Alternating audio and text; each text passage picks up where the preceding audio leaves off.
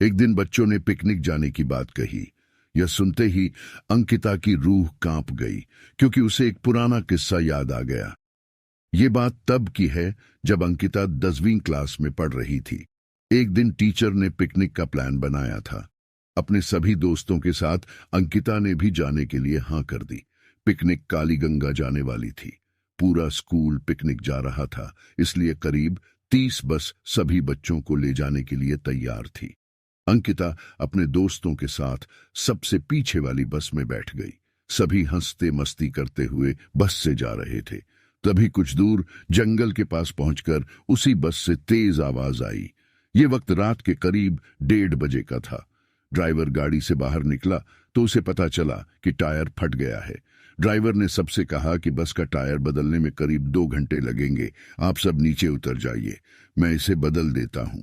आप लोग पास के ढाबे में जा सकते हैं, वहां गर्म गर्म चाय पी लीजिए और मैं इस टायर को फटाफट बदलने की कोशिश करता हूं। ड्राइवर की बात सुनकर सभी बस से उतर गए और पैदल चलते हुए पास के ढाबे में पहुंचे। वहां एक बूढ़ा व्यक्ति चाय बना रहा था।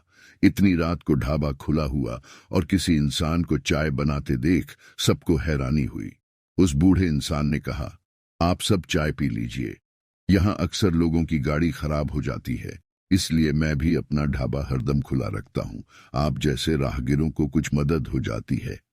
उनकी बात सुनकर सबने चाय का ऑर्डर दे दिया। उन्होंने कुछ ही देर में सबके लिए चाय बनाकर मेज पर रख दी। चाय पीते हुए अंकिता की आंखें एकदम ढाबे की छत की तरफ गई। वहां अंकिता ने एक औरत को सफेद रंग की साड़ी में खुले बाल लहराते हुए देखा। कुछ देर बाद वो जोर से हंसने लगी। भले ही हंसने की आवाज किसी को सुनाई नहीं दे रही थी, लेकिन अंकिता ने उसे मुंह खोलकर हंसते हुए देखा था। ये सब देखकर अंकिता ने डर के मारे आंखें नीचे झुका ली। कांपते हुए किसी तरह से अंकिता ने चाय दोबारा पीना शुरू ही किया था कि उसी वक्त जोर जोर से किसी के चिल्लाने की आवाज जंगल की ओर से आई। ढाबे में बैठे हुए सभी बच्चे और टीचर उस आवाज को सुनकर डर गए। सबको डरा हुआ देखकर उस बूढ़े इंसान ने कहा कि मैं देखकर आता हूं क्या हुआ है, आप लोग यहीं बैठे रहो। इतना कहकर वो आवाज की तरफ बढ़ गया। तभी एक लड़की को खून की उल्टी लगातार होने लगी। उसको देखकर सबकी हालत और खराब हो गई। उसी समय एक टीचर ने कहा कि तुम सब आग जलाओ और उसके बगल में बैठ जाओ। सबने मिलकर आग जलाई और गोल घेरा करके बैठ गए। टीचर ने सबसे कह दिया कि अकेले कोई कहीं नहीं जाएगा। वैसे भी सब इतना डरे हुए थे कि अकेले कहीं जाने की हिम्मत हो नहीं रही थी। आग के पास बैठे बैठे 3 बज गए। तब कहीं जाकर वो बूढ़ा इंसान जंगल से लौट कर आया। टीचर ने बस में बैठते ही सबको कहा कि कोई एक दूसरे से बात नहीं करेगा, सीधे सब सो जाओ।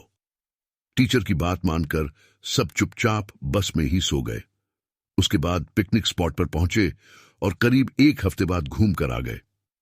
पिकनिक में किसी ने दूसरे बस के बच्चों से उस रात के बारे में कुछ नहीं कहा, क्योंकि टीचर ने मना किया। लेकिन पिकनिक से लौटते ही सबने अपने दोस्तों और दूसरी क्लास वालों को इस भूतिया घटना के बारे में बताया।